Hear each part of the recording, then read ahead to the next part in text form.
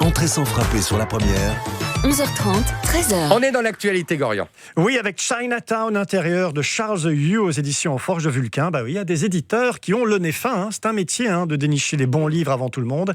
Et la maison d'édition française aux Forges de Vulcain a réussi un joli coup en publiant la traduction française du roman Chinatown intérieur de Charles Hughes. Un roman paru aux USA au mois de janvier 2020, traduit très vite en français et publié chez nous en août 2020. Et ce court roman de moins de 300 pages a remporté la semaine dernière le National Book Award 2020 dans la catégorie fiction. Le National Book Award, c'est un prix qui a été attribué à des gens comme Colson Whitehead, Colum McCann, Richard Powers, Jonathan Franzen, donc du très beau monde. Et c'est pas qu'un bandeau publicitaire qu'on colle sur la pochette du livre, c'est une véritable reconnaissance littéraire. Bravo donc à Charles Hughes et aux éditions aux Forges de Vulcain qui avaient choisi le livre avant qu'il ne décroche ce prix, donc c'est vraiment bien joué. Ouais. Charles Hughes, c'est quand même pas n'importe qui, il est considéré comme un des jeunes auteurs américains très prometteur. Il est né à Los Angeles en 1976. Excellente année, je vous la recommande. Oui. N'est-ce pas, Xavier? Oui. C'est un écrivain et scénariste, même s'il a une formation de scientifique et de juriste à la base. Il a étudié le droit et la biologie moléculaire. Il a publié des recueils de nouvelles comme Super-héros de 3e division en 2006, qui mélangeait la culture geek et les grands problèmes de société américaine. En 2010, il a publié un livre de science-fiction sur le voyage dans le temps, guide de survie pour le voyageur du temps amateur. Et il est aussi scénariste pour J.J. Abrams dans la série Westworld, la série télé.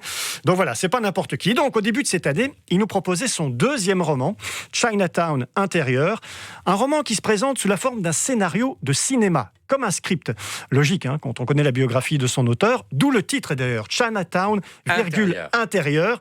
C'est le genre d'information qu'on trouve dans un script de cinéma au début d'une scène, un lieu, une situation. Ici donc, la scène se passe à Chinatown, à l'intérieur. Le livre est découpé en actes, ils sont 7, et si on feuillette le livre, on se rend compte très vite qu'il se présente comme un scénario de cinéma, avec ses lignes de dialogue, les descriptions de personnages, une police de caractère toute simple, comme si le texte venait d'être tapé à la machine, des fins de lignes qui ne sont pas alignées, bref, c'est la présentation typique d'un premier jet de script de film. Et l'acte 1 débute au Pavillon d'Or, intérieur. Le Pavillon d'Or, c'est un restaurant chinois, quelque part, à Chinatown. On va y découvrir très vite le personnage principal du script, Willis Wu. Willis, il rêve de devenir Mister Kung Fu. C'est son but dans la vie, pouvoir jouer un maître de Kung Fu à la télévision ou au cinéma. Mais, avant d'y arriver, il faut beaucoup travailler, et puis surtout, il faut gravir les échelons des Asiates de service au cinéma ou à la télévision. Ben oui, vous l'aurez remarqué, mais les Asiatiques, à la télé ou au cinéma, aux États-Unis, ils jouent toujours un peu les mêmes rôles.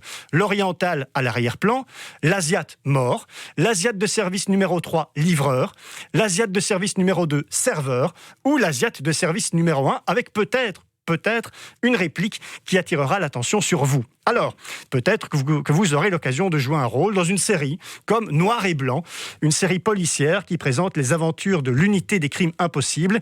Ils sont 2 dans cette unité, un flic noir, un beau mec à la mâchoire carrée bien sexy, un peu comme Xavier en plus bronzé, et une flic blanche, hyper sexy aussi, d'où le titre Noir et Blanc. Et si en plus on vous confie des scènes de kung-fu, alors là, c'est le sommet de votre carrière. Vous aurez remarqué, puisque vous êtes attentif, que je vous parle à vous, auditeurs et futurs lecteurs de Chinatown intérieur. C'est normal, parce que c'est ce que fait aussi Charles Hughes. Le livre est écrit à la 2e personne du singulier, en tu. Le script s'adresse directement à Willis, et donc aussi au lecteur qui lit le roman, forcément. Il y a la forme étonnante de ce roman qui vous plonge dans un univers troublant, un peu comme le film Truman Show. On ne sait pas si ce qu'on lit est un scénario de film ou si on est dans la tête d'un personnage qui voit sa vie comme un film. C'est drôle et perturbant. Mais surtout, ça nous parle du racisme à l'américaine. Parce que quand on parle de racisme aux États-Unis, on parle quand même beaucoup du racisme envers les Noirs. Et Charles Hughes, il voulait mettre en avant le racisme plus ordinaire, plus accepté envers les Asiatiques. Par exemple, aux États-Unis, aujourd'hui, vous ne pouvez plus faire une blague sur les Noirs. C'est totalement interdit. Par contre, faire une blague sur les Asiatiques, c'est toléré. On rigole, il n'y a pas de problème. Dans le cinéma américain, quand vous avez un personnage noir américain, ça passe sans problème. Tout le monde va comprendre. Par contre, si vous avez un personnage asiatique américain, il faudra le préciser dans le script, parce que ça ne saute pas aux yeux des spectateurs. D'accord. C'est de tout ça dont parle ce film. Alors, ce livre, il n'est pas question pour Charles Hughes de dire qu'il ne faut pas parler du racisme anti-noir et qu'il faut pleurer sur le sort des Asiates de service, mais c'est vrai quand même qu'il traite de tous les clichés racistes et sexistes dans son livre, et il donne un coup de projecteur sur ce racisme racisme toléré, le racisme des minorités dont on ne parle pas. C'est une thématique forte, une forme très originale, de l'humour, de l'intelligence, qui méritait bien le National Book Award. Et moi, je lui décerne le Gorian Book Award, encore plus prestigieux. Chinatown, intérieur de Charles Yu. C'est traduit en français par Aurélie Thieria Meulemans et c'est publié aux éditions Forge de Vulcain. Et dessus, on met une gommette recommandée par Entrée sans frapper et Gorian Delpatuр. Merci Gorian. Je vous en prie, merci à vous. Merci.